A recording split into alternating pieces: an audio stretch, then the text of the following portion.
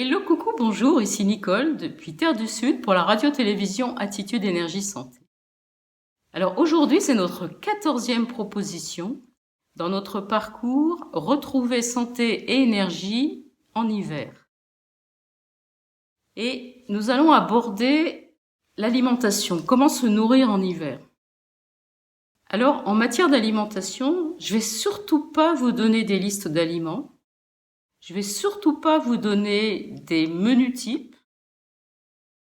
Je vais pas vous donner non plus quelques recettes. J'ai beaucoup plus envie de profiter de ce parcours pour vous donner les grandes lois qui régissent le vivant. En hiver, qu'est-ce qui se passe? La première chose, c'est qu'on a, en tout cas dans nos contrées, nous avons à lutter contre les énergies climatiques, froid, humidité et vent. Ça, c'est le premier point. C'est une loi à laquelle on est soumis et il n'y a pas de solution pour s'en extraire. La deuxième chose, c'est que c'est une période où il y a beaucoup moins de lumière que d'habitude. On est sur ce qu'on appelle la période du grand yin, là, en ce moment. C'est-à-dire, c'est la période où il y a les nuits les plus longues et les jours les plus courts. Donc, on a très peu de lumière solaire et même s'il fait soleil, le soleil est là sur une période très courte. Et puis, le troisième élément que j'ai envie de mettre en exergue, qui va être là en filigrane dans toutes ces vidéos où on va parler d'alimentation, c'est le fait que c'est une période où on est quand même spontanément plus fatigué. Et j'ai envie de vous rappeler que très souvent, si on est plus fatigué, c'est tout simplement que la société nous propose de vivre en hiver comme si c'était l'été, au même rythme, avec les mêmes activités, en se levant très tôt le matin alors qu'il fait nuit noire, en se couchant très tard le soir alors qu'il fait nuit depuis très longtemps. Et la société ne nous propose plus de vivre au rythme des saisons. Donc ça, c'est une source de fatigue. Et qui dit fatigue, dit frilosité, une difficulté à supporter le froid, ce qui donne une contraction du corps qui est tout sauf intéressante sur le plan de la santé et de l'énergie. Et puis le troisième élément, donc la fatigue, le manque de repos, la contraction du corps. Et le troisième élément, c'est une baisse de l'immunité. Souvent, c'est une période où, parce qu'il y a la fatigue, parce qu'on se repose pas assez, l'immunité baisse. Et parce qu'il n'y a pas assez de lumière aussi, l'immunité baisse. Et ça va être un élément à prendre en compte dans la façon de se nourrir. Donc ça, c'est un peu, je vous ai brossé le tableau, là. Alors maintenant, on va poser des lois importantes, qui sont des lois, qui sont les lois du vivant, et c'est comme ça, et c'est incontournable. En hiver, sous nos contrées, on se retrouve en prise directe avec des énergies climatiques qui sont de l'ordre du froid, de l'humidité et du vent. Alors, c'est intéressant de savoir comment ces énergies se comportent et quel impact elles vont avoir sur notre organisme. Parce que ça va nous permettre d'avoir des pistes pour savoir comment se comporter et comment se nourrir, entre autres, en hiver. Donc les deux premières qui sont le froid et l'humidité, ce sont deux énergies qui vont être à la fois refroidissantes et ralentissantes au niveau des circulations d'énergie. C'est-à-dire que vous voyez tout de suite que comment on va répondre à ça? Eh bien, on va essayer dans notre alimentation d'apporter des aliments qui vont réchauffer et qui vont favoriser les circulations d'énergie. Vous voyez, c'est tout simple. À partir du moment où on connaît les lois, ça devient extrêmement simple. Et la troisième énergie, c'est le vent. Il y a souvent beaucoup de vent en hiver, et ce vent est forcément associé soit au froid, soit à l'humidité, soit aux deux. Et là, moi, je viens de le vivre en direct avec mon labrador. On vient d'avoir une journée complète avec un Mistral très très fort qui était vraiment, on était à 100-120 km/h. Le labrador, alors il est âgé, il a 13 ans mon labrador. c'est un honorable vieillard, et cet honorable vieillard a refusé de mettre le museau dehors. Parce qu'il sentait le vent. C'est-à-dire que j'ouvrais la porte-fenêtre, il passait le museau, il sentait le vent et il reculait et il n'est pas sorti. Alors, qu'est-ce qui se passe avec cette énergie vent? Eh bien, c'est qu'elle va faire diffuser les deux autres énergies, le froid et l'humidité. Et que ce froid et cette humidité vont pouvoir pénétrer aux confins de notre territoire grâce à l'énergie vent. Donc, vous voyez qu'il va être extrêmement important aussi de se protéger correctement. Alors là, ça va être par les vêtements, par la façon de sortir dehors ou de ne pas sortir en fonction du climat. Mais il va être important de se protéger de cette énergie vent en hiver. Donc ça, c'était le premier point que j'avais envie de souligner avec vous. Alors, il y a un deuxième point qui est extrêmement important aussi. C'est en hiver, gérer la frilosité. Amener notre organisme à supporter de plus en plus facilement le froid extérieur. Et ça, c'est une question d'habitude, c'est une question d'avancer pas à pas, de comprendre comment les choses se font, comment ça réagit entre notre organisme et l'extérieur, et d'amener jour après jour notre organisme à se positionner de mieux en mieux par rapport à ce froid. Alors, je fais une petite pause là, on va faire un tout petit peu de physiologie, rassurez-vous, ça va pas être compliqué. Dans un organisme qui fonctionne normalement, qu'est-ce qui fait que l'organisme est tout le temps à la bonne température?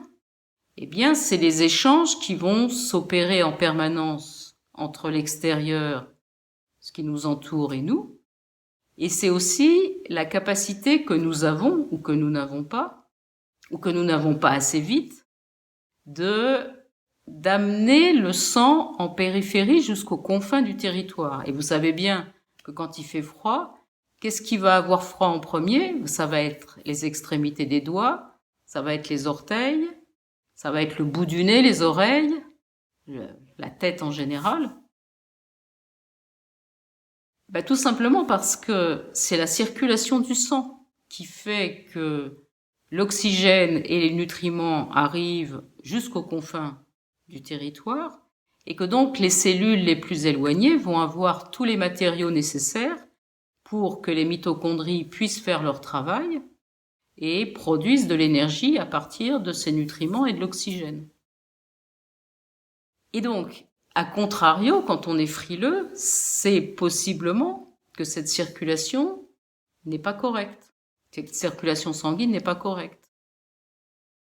Ce qui veut dire qu'il va falloir essayer de trouver des moyens au niveau du choix de notre façon de nous nourrir pour améliorer cette situation. Après, l'autre raison qui pourrait faire que malgré une circulation sanguine correcte, une tension artérielle correcte, des constantes circulatoires irréprochables, on soit frileux, ça pourrait être un régime alimentaire, une façon de se nourrir au quotidien et au long cours qui n'est pas adéquate. Et on voit beaucoup de personnes, par exemple, qui deviennent véganes de manière assez dogmatique et très très rigoureuse, et qui finissent par se rendre extrêmement fragiles, extrêmement frileux, et sans capacité de réagir sur ce plan-là, parce qu'ils se sont inondés de liquide. Alors qu'est-ce qui se passe et comment est-ce qu'on peut réguler les choses avec l'alimentation par rapport à cette circulation du sang? Dans un organisme qui est en équilibre, la tension artérielle est normale, en général aux alentours de 12,7, avec des petites variantes personnelles, et elle témoigne d'une concentration en minéraux et d'une volémie, c'est-à-dire d'un volume sanguin global de bonne qualité, et d'une pompe cardiaque de bonne qualité, et d'un lit vasculaire de bonne qualité.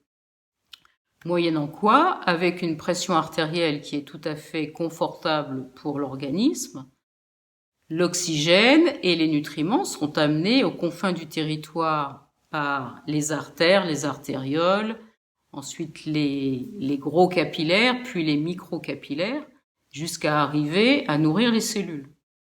Et dans ce cas-là, tout fonctionne bien, il n'y a pas de frilosité. Vous avez un organisme qui répond à toutes les sollicitations et vous êtes en santé et en énergie. Après, il y a 2 cas extrêmes qu'on peut poser. Je vais les poser pour vous faire sentir comment ça se passe d'un côté et de l'autre. Donc les 2 cas extrêmes, d'un côté, c'est un sujet pléthorique, alors c'est extrêmement à la mode actuellement. Quelqu'un qui est en surpoids, qui est relativement sédentaire, qui est hypertendu, avec une tension artérielle donc bien au-dessus de 15-10, qui est diabétique éventuellement, qui a des métabolismes qui fonctionnent mal, et qui mange beaucoup, et qui est toujours rouge et chaud. Ça, c'est un extrême. L'autre extrême, c'est quelqu'un qui est plutôt pâle, plutôt fragile, fait facilement des petits vertiges positionnels quand il se lève un peu trop vite, une petite sensation de vertige. Il a des troubles de la mémoire, des troubles de la concentration, il est extrêmement frileux, même en été. Vous allez le voir, tout le monde est en débardeur, lui, il va quand même avoir sa petite laine sur lui. Et c'est quelqu'un qu'on sent extrêmement fragile, qui est très fin.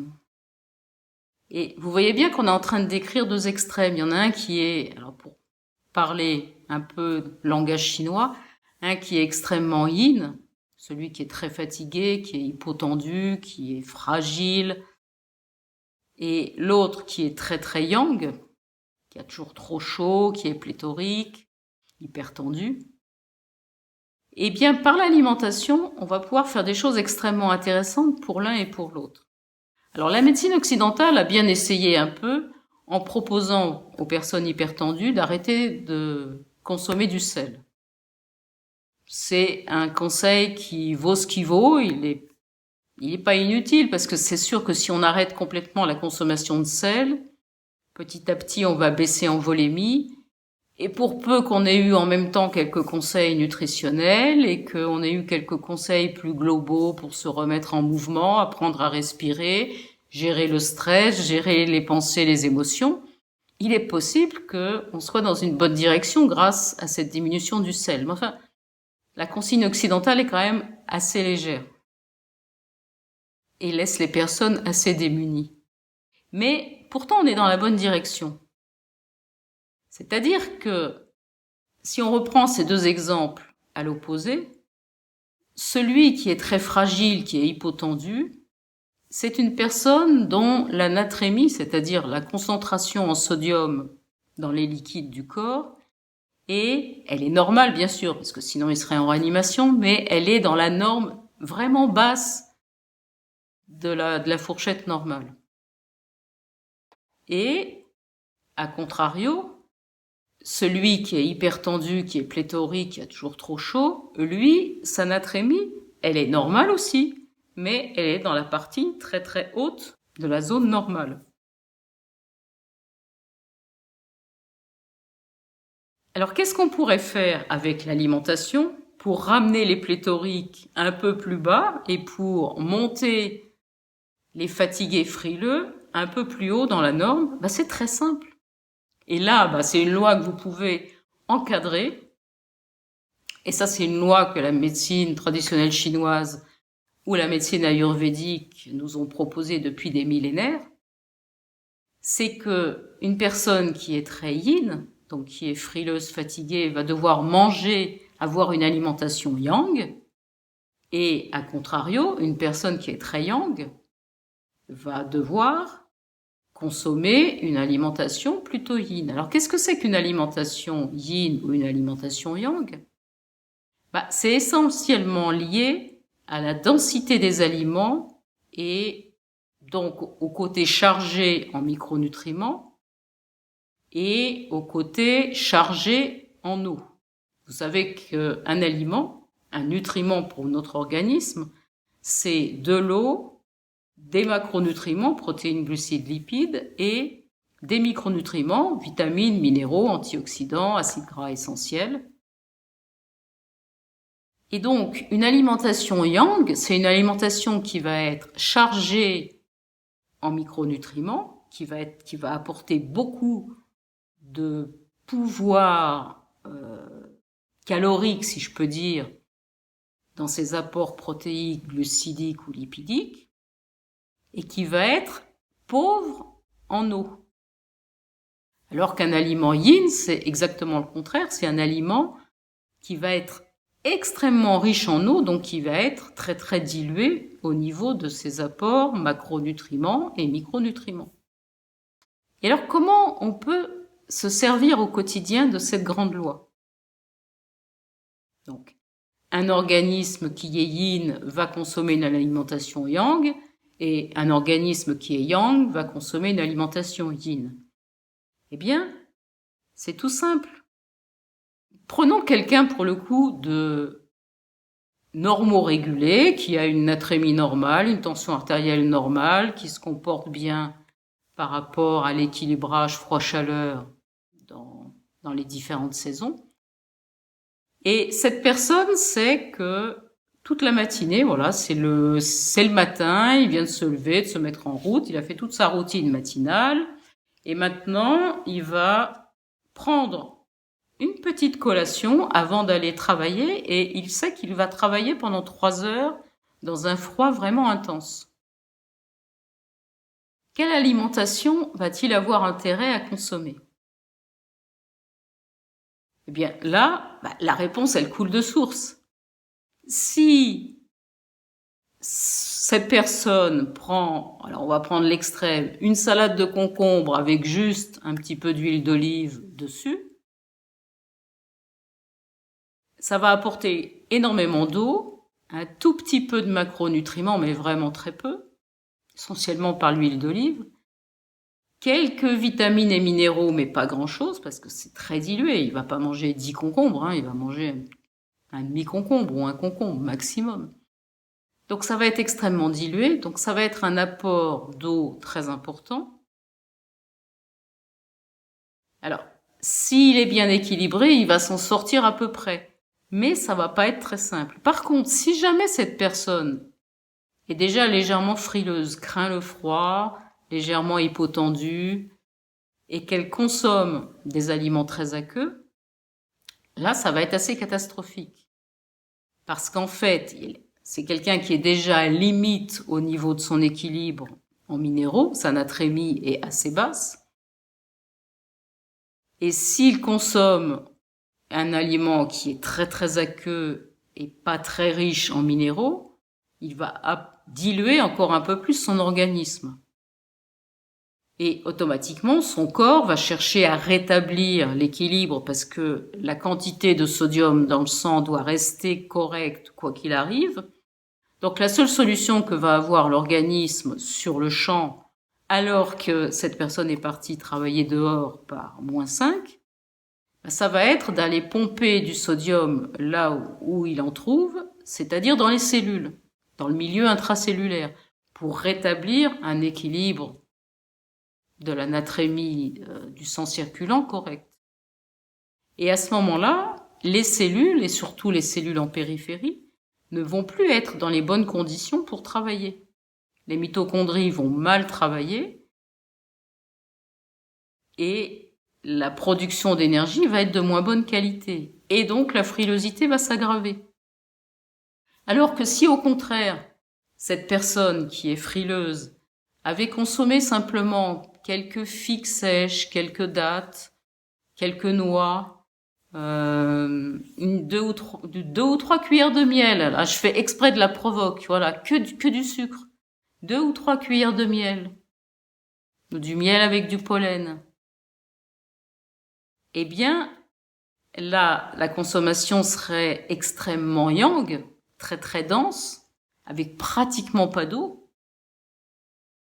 Et donc, il y aurait une concentration qui ferait que l'organisme n'aurait aucune raison d'aller pomper du sodium dans les cellules. Et de ce fait, l'organisme va être en capacité maximale d'aller porter l'oxygène, les macros, les micronutriments dans les cellules vont travailler correctement, l'énergie va être fabriquée, et cet organisme ne va pas avoir froid de toute la matinée. Voilà, donc c'est aussi simple que ça. Et une fois que vous avez compris cette loi, donc si vous devez soumettre votre organisme à une atmosphère plutôt froide où il faut que le rendement énergétique soit de meilleure qualité, eh bien il faut consommer des aliments extrêmement denses et pauvres en eau. Eh bien vous pouvez adapter votre alimentation à toutes les situations qu'on puisse imaginer. Et c'est aussi comme ça que vous allez pouvoir vous autoriser à manger une salade de concombre un jour de janvier ou de décembre où vous êtes en train de déjeuner en terrasse tellement il fait doux, il y a du soleil, vous êtes au soleil, et voilà, vous avez envie de manger une salade de concombre et vous allez mettre un petit peu de ciboulette pour quand même réchauffer votre salade de concombre et faire que toute cette eau que vous allez amener par le concombre soit une eau qui circule correctement, et vous allez pouvoir consommer votre salade de concombre. Voilà, donc vous voyez que finalement, si on résume, l'hiver, c'est une saison où il va falloir lutter contre le froid, l'humidité, le vent, où il va falloir avoir un rendement énergétique le meilleur possible dans notre organisme. Donc, première chose, on s'interroge un peu, on s'observe un peu, on ressent comment on fonctionne et on détermine si on est plutôt un organisme yin, plutôt un organisme yang ou un organisme équilibré. Ce qui nous donne une idée de quel type d'alimentation avoir dans le rapport entre la quantité d'eau et la quantité de macro et micronutriments dans les aliments. Puis après, vous n'avez plus qu'à déplacer le curseur d'un côté ou de l'autre. Et non seulement vous allez remonter en santé et en vitalité, mais en plus, vous allez permettre à votre organisme, au fil des jours, de récupérer une meilleure adaptabilité au froid. Voilà, je vous souhaite une très belle journée et je vous dis à demain pour une nouvelle vidéo.